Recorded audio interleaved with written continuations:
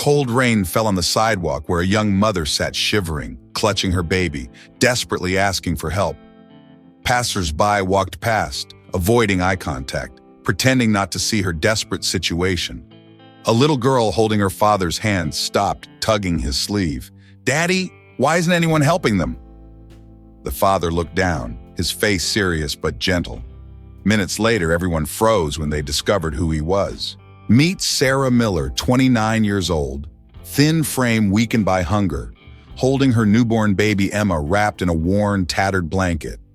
Her husband abandoned them when she became pregnant. She lost her job, then lost their apartment, sliding rapidly into homelessness. Pedestrians who noticed her often whispered cruel assumptions. "She's probably lazy, probably brought this on herself, probably just looking for easy money."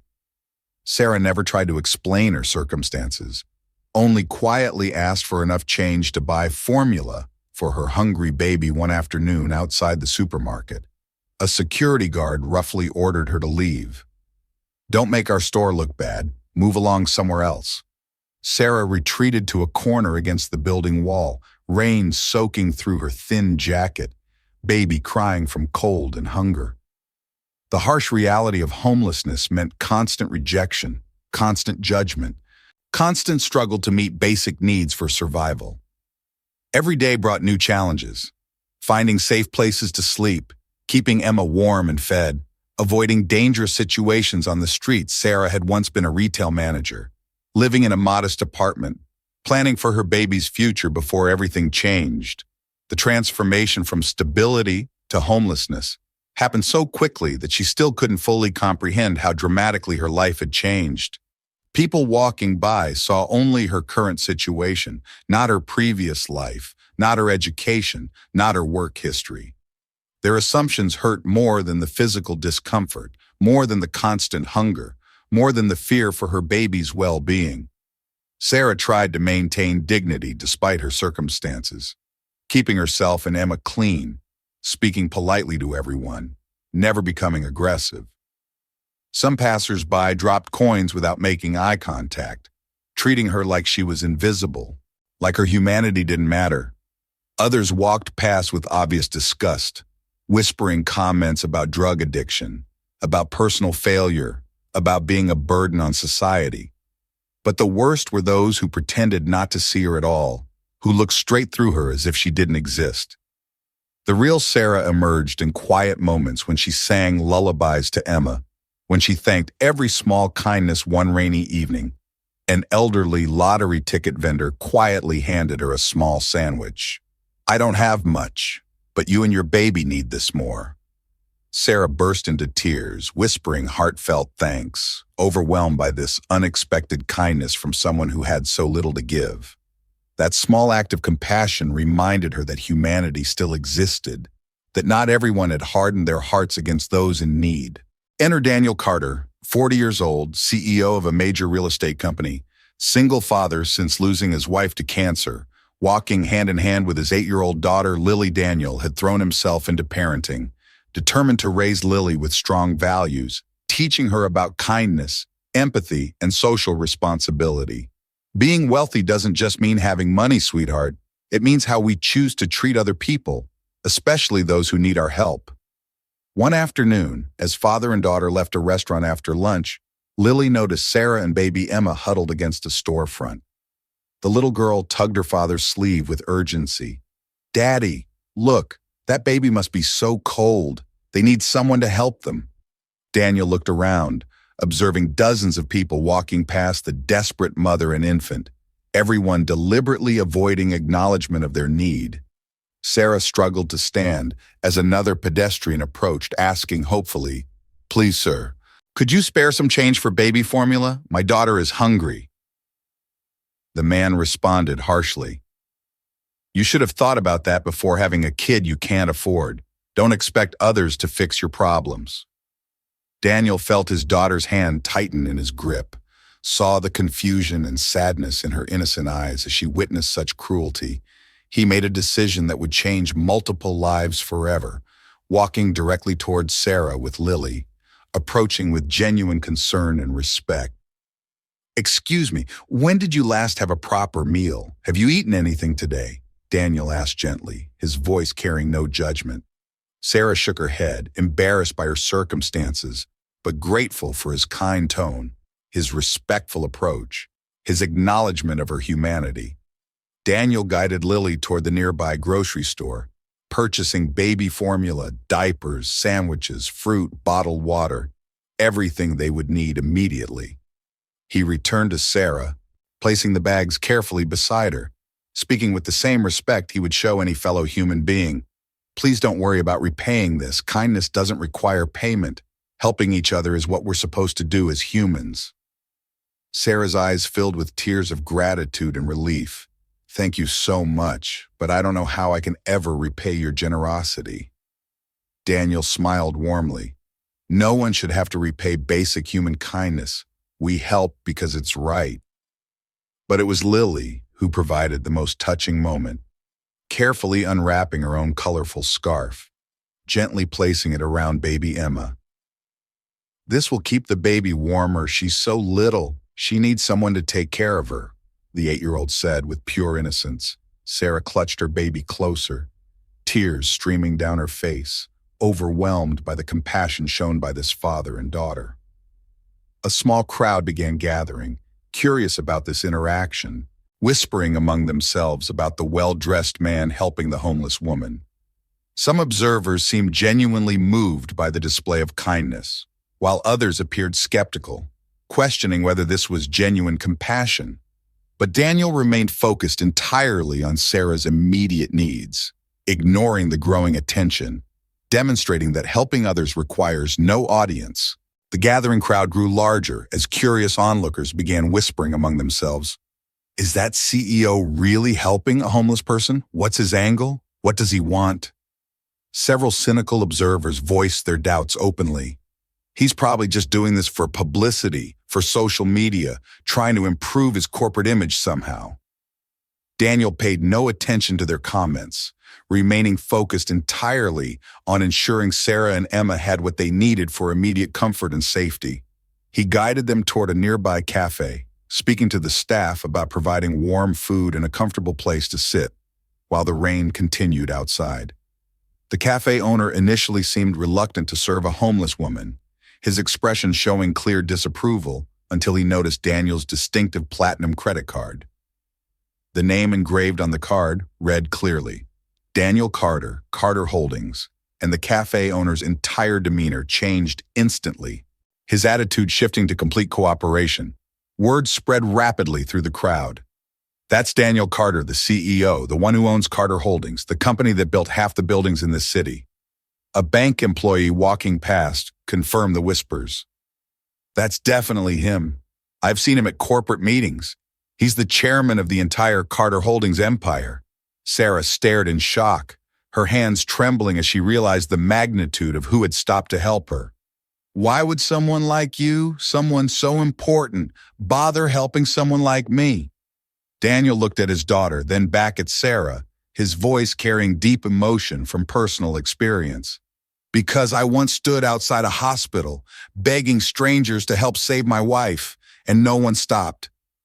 The entire cafe fell silent, everyone listening intently to this powerful revelation about loss, about understanding desperation, about remembering what it feels like to need help. Sarah bowed her head and wept, unable to speak, overwhelmed by the realization that this successful, powerful man truly understood her desperation from his own experience. Daniel continued, his voice gentle but firm. Sometimes all it takes is one person willing to extend their hand, one moment of compassion, to completely change someone's life trajectory. Lily took Sarah's hand in her small fingers, speaking with the wisdom and innocence that only children possess. Don't be scared. My daddy and I want to help you and your baby. The crowd listened in amazement as they realized they were witnessing something extraordinary, genuine compassion from someone who had every privilege, helping someone who had nothing. A local news reporter who happened to be nearby began filming discreetly, recognizing this as a profound human interest story about corporate responsibility and personal kindness. But Daniel noticed the camera and politely asked that filming be stopped. This isn't about publicity. This is about helping a mother and child who need assistance right now. His response impressed even the most cynical observers, proving his motivations were purely humanitarian, not related to business image or public relations benefits. Sarah finally found her voice, speaking through tears. I never imagined that someone so successful would take time to care about people like me, people society ignores. Daniel's response revealed the depth of his character. Success means nothing if we can't use our resources to help others. Wealth is meaningless without compassion and social responsibility. The revelation that followed shocked everyone present. The homeless mother he was helping had no idea that her rescuer owned the very buildings around them, controlled housing developments throughout the city. This was the man who literally had the power to provide permanent housing solutions, job opportunities, complete life transformation for families in desperate situations like Sarah's. The irony wasn't lost on observers. While dozens of ordinary citizens had walked past Sarah without helping, the one person who stopped was someone with extraordinary resources and influence. Lily understood the significance of the moment, speaking directly to Sarah with childlike directness. My daddy can help you find a real home, a safe place for you and your baby. The twist became clear to everyone present.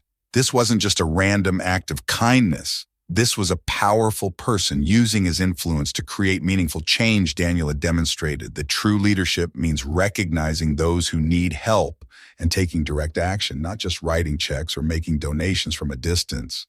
The cafe patrons, the street observers, even the initially skeptical critics began to understand they were witnessing something remarkable. Authentic compassion combined with the power to create lasting change. Sarah realized her life was about to transform completely, not through luck or coincidence, but through the kindness of a father teaching his daughter about genuine human values. By the next morning, the story dominated local news. CEO and daughter rescue homeless mother and baby, demonstrating corporate social responsibility. The community erupted in discussion. Why did it take a wealthy CEO to do what any of us could have done? Many people felt ashamed, recognizing their own indifference, their habit of walking past those in need, their assumptions about homelessness. Daniel declined most interviews, making only one statement. I helped because my daughter needed to see that kindness is real, that we act on values. Carter Holdings announced a new initiative, building transitional housing for families experiencing homelessness. With wraparound support services, Sarah and baby Emma were provided with immediate housing, job training, childcare support, and resources needed for long-term stability. During her first interview, Sarah spoke with dignity. One man and his little girl gave me back hope and humanity, showed me that people care.